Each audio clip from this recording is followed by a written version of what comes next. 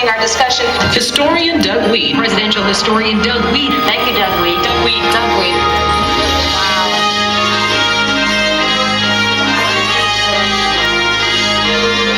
It's great to be with you. Очень здорово быть с вами.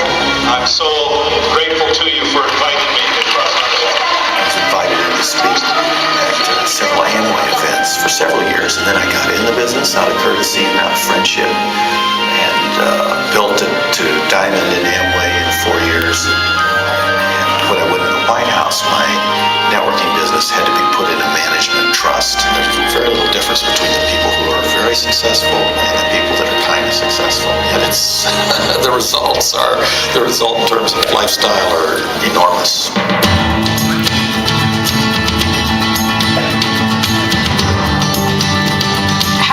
To serve in the Bush Senior White House? I was involved in charity work, and really because of a bunch of networkers that all came together. Doug Wead, in your excellent service in government at the White House and in the private sector, leading the effort for famine relief in Africa and Asia is a reminder that wherever we work, we can work to serve others. The Carters found out about it, the Reagans found out about it, and we met the Bushes through that eventually.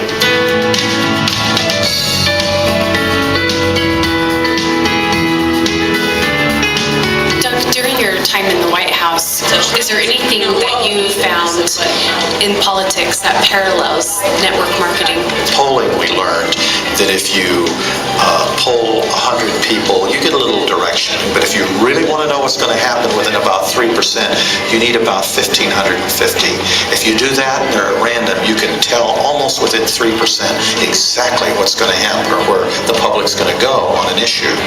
And what I learned in networking is it's about the same. When you reach a level where you've got about 1,500 people who are plugged into a system, who are listening to the tapes, coming to the functions, you know how it works. When you speak to large crowds, Doug, and you've spoken to millions of people on all continents, even soccer stadiums full of people, they say that you inspire them like no one else. I love networkers and what they do and how hard they work.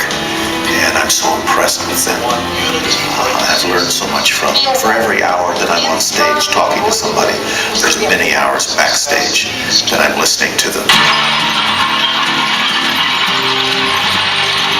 Doug, this is incredible. It must have taken you a really long time to build something this precise.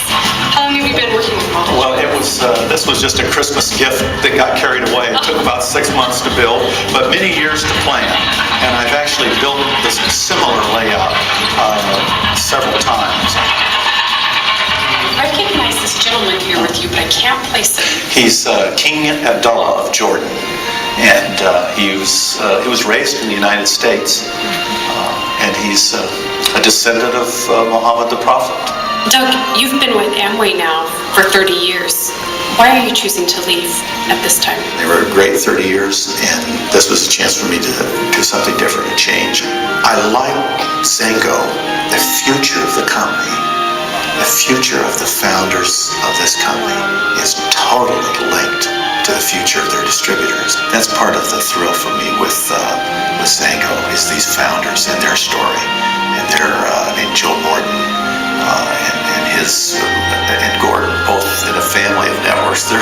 They were raised in a family of networks, so they grew up on it. And the dynamic leadership of Aaron Garrity, it's a thrill for me to watch it. I get a kick out of the growth they've had, and our respect for Gary and what he did with Will Norman and other companies, and Brian and Kent, and these are men of integrity, and it's fun for me to watch them succeed and trying to find solutions to help the field do what they need to do to be successful. That's what I've seen with John Godzich in teaching the systems. There's a highway to success in networking if you can get onto it. You don't have to work as hard. If you're in, the system will take you to success in networking. So what's next for you, Doug Wead? I'm going to write more books. I'm going to get in and